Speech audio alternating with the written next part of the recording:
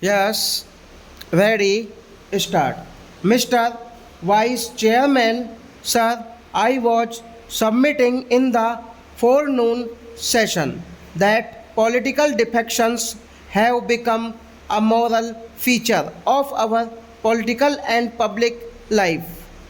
I hope after this constitution amendment bill adopted, we will get rid of this bad thing which has been happening in our public life. I was also saying that a good move has been made by the party in power. After all, a democratic government is not a government by majority, it is not a majority rule which operates in the real sense. The party in power should take the parties in opposition into confidence, not merely take them into confidence, but they should also try to meet their point of view to the fullest extent possible.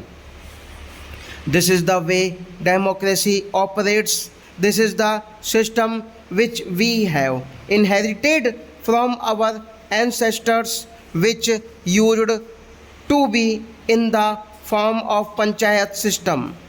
We need to preserve, nurture, and we that in it flower further so that we can take all advantages through this system.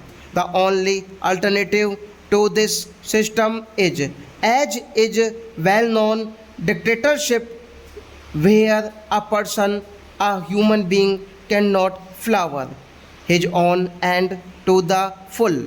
Basic freedoms which are very necessary for an advancement of the society and for achieving various objectives are not available. This defection has raised a matter of principle because it is a matter of morality in public life, in political life, which needs to be gone into. I know, sir, that this is something which has been happening in all countries, of course, democratic countries, and we have witnessed a number of incidents of this type. But I would submit along with that it is not just not right to defect. I think there is something more than that which also we should try to understand. A person leaves party for two reasons. One is that it is a matter of principle or certain basic policy or a program against which the party is trying to go. It might have been enshrined in the constitution, in the policies and programs, but still the occasions do arise when the parties go against their very principles and policies. It is all only under circumstances that there are certain persons, members, who are more loyal to the basic principles rather than to the institution or a party who raise the question of freedom of conscience. After all, political party is an instrument to achieve something.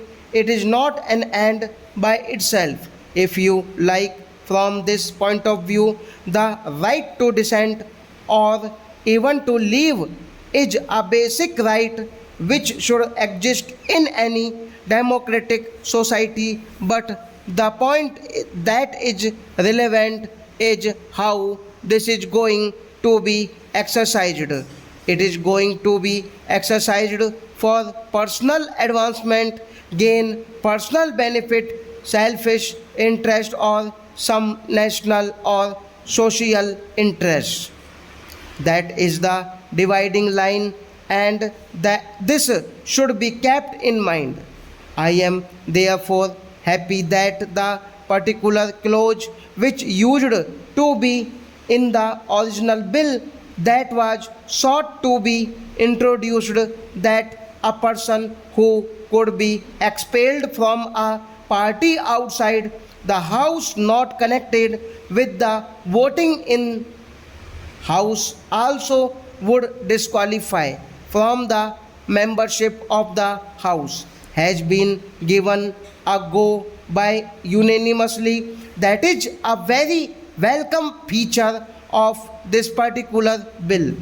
Again, as I was trying saying, there are a number of situations wherein the people are required to operate, to work and vote according to the policies that are laid down.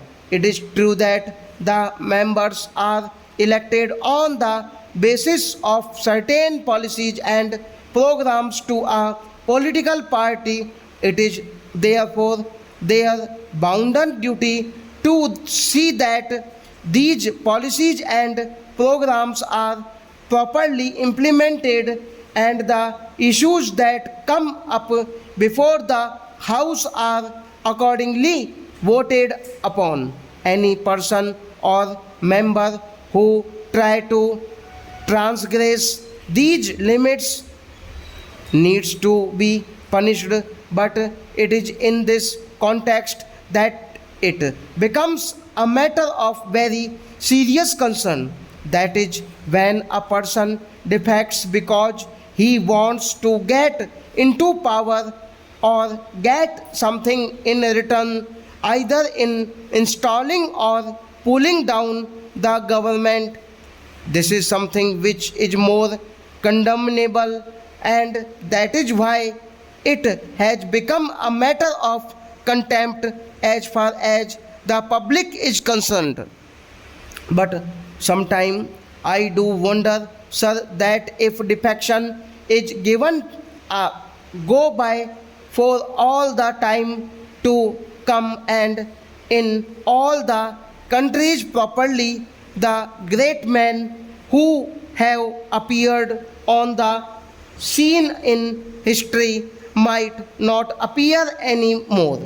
As my one friend put it, the charms of defection also may not be there. I would like to submit that there was a great man who defected not once but thrice.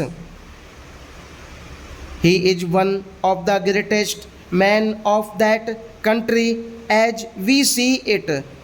He started his career as a constructive party member, become an independent member, and later on again reverted to the constructive party, from where he occupied the highest post in the country. Stop.